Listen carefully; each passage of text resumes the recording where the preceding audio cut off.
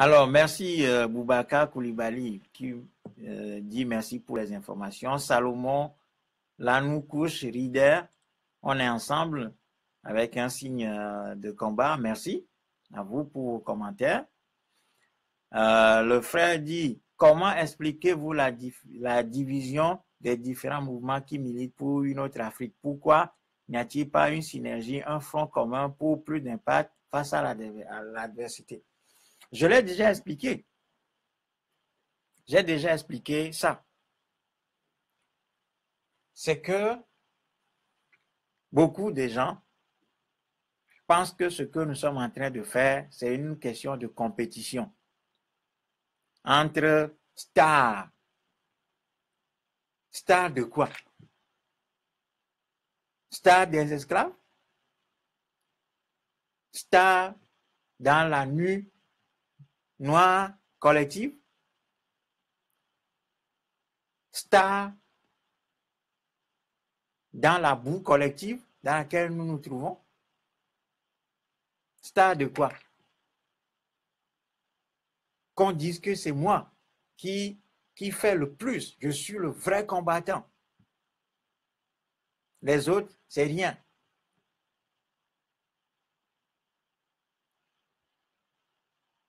Cet ego surdimensionné qui ne rime à rien du tout. Ridicule, théâtralement ridicule, où chacun se positionne comme le sauveur absolu, refusant catégoriquement de faire corps avec les autres. Parce que on a réussi à fidéliser quelques personnes autour de soi et ces gens-là nous voient nous voient comme des devins et des dieux. Voyez? Donc, c'est ça. Fondamentalement, c'est cet esprit mauvais qui fait que nous n'arrivons pas à fédérer nos énergies. Ensuite, il y a beaucoup de mensonges parce que le panafricanisme est un fourre-tout.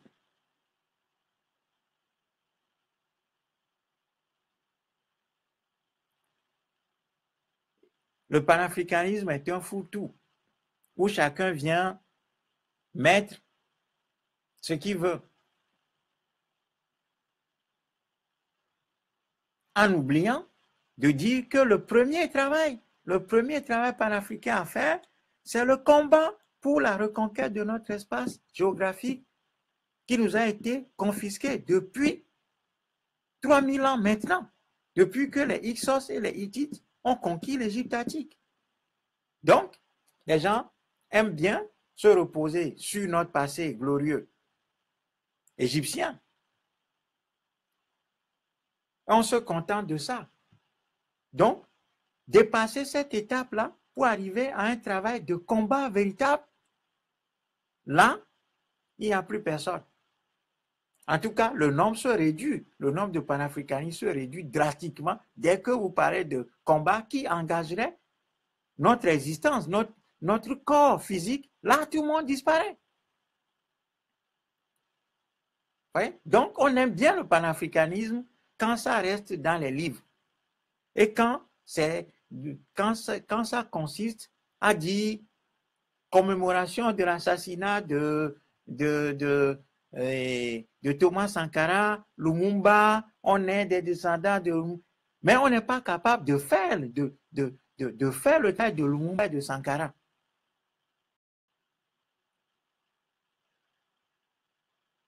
Le panafricanisme, c'est bien quand ça reste dans les livres, quand c'est livresque, quand ça ne demande pas de descendre sur le terrain et prendre des risques, là c'est bien. Mais dès que tu commences par parler du panafricanisme combatif, là, nos rangs commencent par s'effilocher. Et ça s'éclaircit et les gens s'en vont. Donc, les gens ont créé des temples panafricains où ils ont fidélisé quelques personnes. Et ces quelques personnes-là les voient comme des dieux indestructibles. détenteurs de la vérité absolue, divinisés, et systématiquement empêchant un regroupement. Donc, incapacité de trouver des dénominateurs communs entre nous, puisque chacun veut qu'on dise que c'est lui. Du coup, nous avons tué l'idéal et le combat panafricaniste en nous engageant dans des guerres complètement inutiles, de star contre star, en donnant l'impression que plus on en fait, plus on fait du théâtre, plus, parce qu'aujourd'hui, l'époque est une époque théâtrale, où celui qui joue le plus est celui qui est le mieux vu.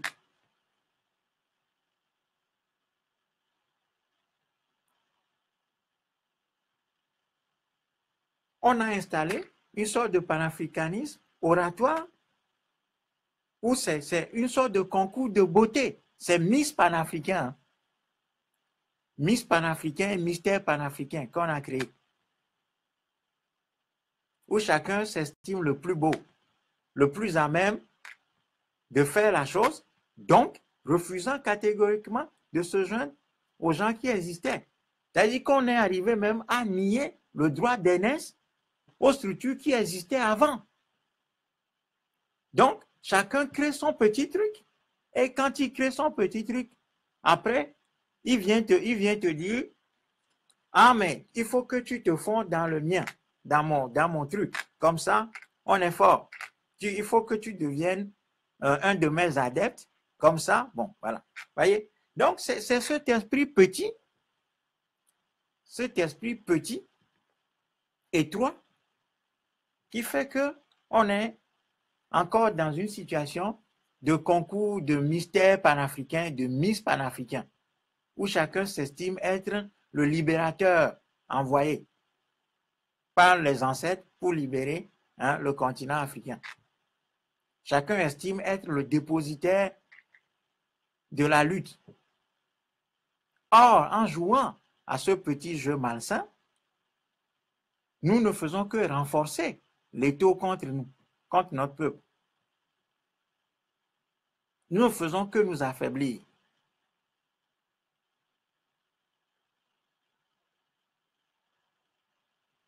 Et le débat qui doit être posé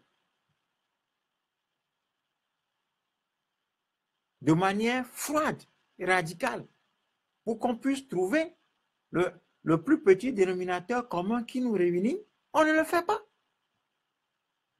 On ne le fait pas. Voyez? Nous nous sommes approchés de beaucoup de gens à Paris et tout ça. Si je vous dis le traitement qu'on a reçu, mais vous allez être déçus. Il y a des grands noms à Paris. Nous avons proposé des initiatives communes, ils ont refusé en disant qu'ils vont faire la publicité à Kobli ou au Moltra. Nous avons dû rebrousser chemin.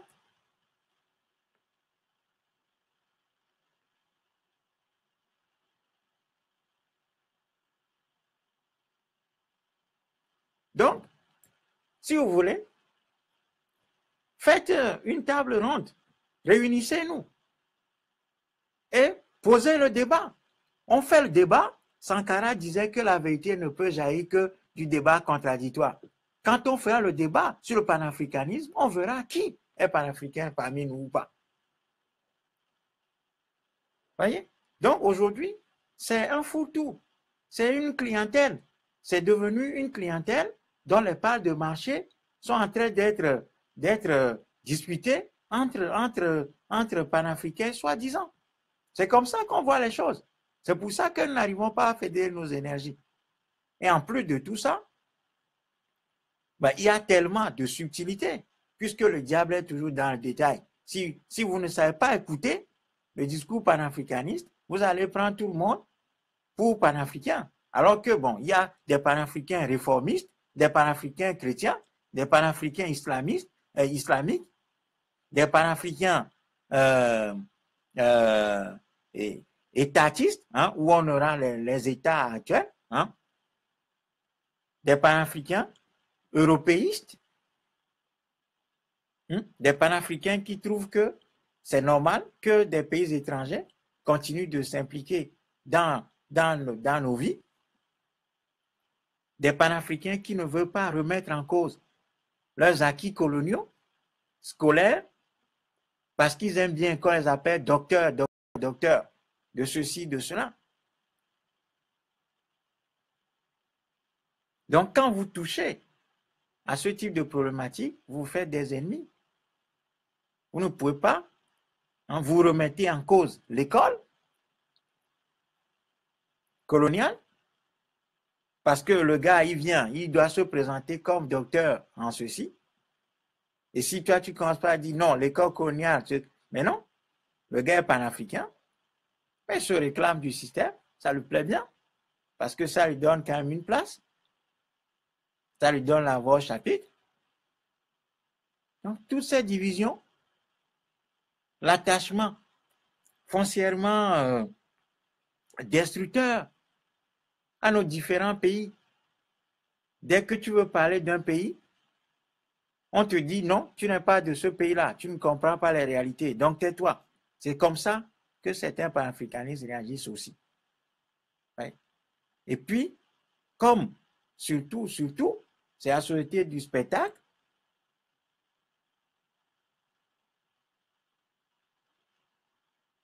une fois que la personne acquiert une certaine notoriété sur Facebook, sur YouTube et sur quelques médias, c'est fini. Il prend la grosse tête. Il ne veut pas. Pour lui, il ne peut plus travailler avec les autres. Sinon, il va se retrouver noyé. Voyez? Sa personnalité, ce qu'il a pris du temps à construire comme, comme star, risque d'être étiolé, risque de se fondre, risque d'être fondu, hein, dans la masse d'un nous combatif. Donc, il ne veut pas. Tout le monde veut, chacun veut se singulariser. Chacun veut se singulariser. Ce qui fait que nous retardons la mise en place de l'outil qui doit nous fédérer pour en faire de nous une armée de combattants efficaces, redoutablement efficaces. En 2001 ou 2003 ou 2004, je ne sais plus, nous avions lancé l'idée du FAN, F-A-N, Front africain contre le néocolonialisme. FAN, FAN.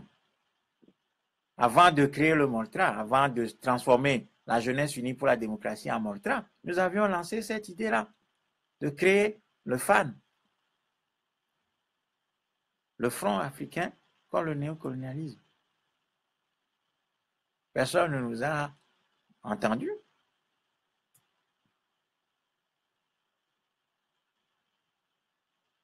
Voyez? Donc, voilà la situation dans laquelle nous nous trouvons. Et nous constituons notre propre faiblesse. Nous l'alimentons. On se tire dans les pattes. On se tire dans les pattes. Calomnie, jalousie, mal placée, ridicule, des guerres d'ego.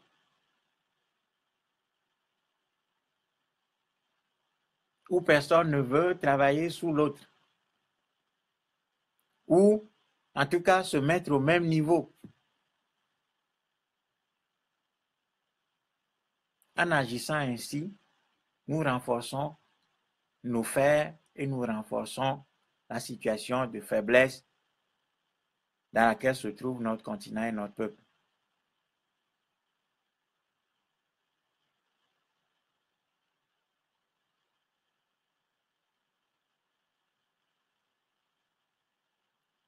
Voyez? C'est ça le fond de la chose. Il y a des nuits où nous ne dormons pas. Hein. Décalage horaire fait que nous avons formé des gens un peu partout.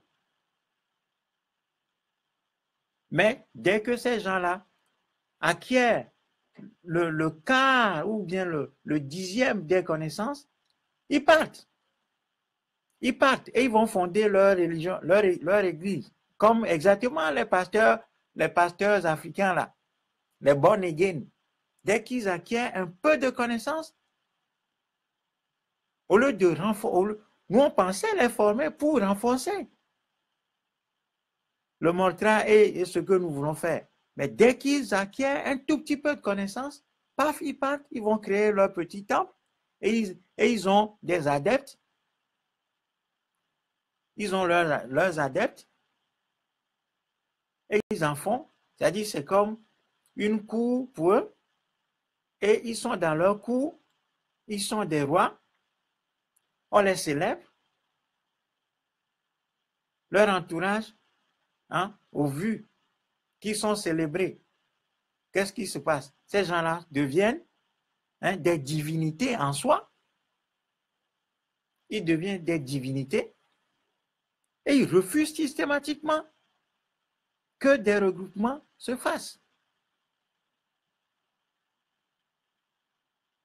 Ils deviennent des cheffaillons, des petits chefs de guerre, des petits seigneurs de guerre dans leur coin qui empêchent systématiquement tout projet de regroupement. Et comme ils amplifient, comme leurs gens leur sont tellement dévoués, fidèles, ben, ils les propagent, ils les promeuvent à longueur de journée de sorte que ces gens-là deviennent des autorités, des sommités incontournables. Vous ne pouvez même pas, même s'ils disent des choses qui sont fausses, si vous vous attaquez à eux, si vous faites un commentaire déplacé, vous êtes mort, on vous tue. Voilà. Si vous osez critiquer, soumettre à la critique constructive cette divinité panafricaniste, vous êtes mort. Donc c'est ça la réalité.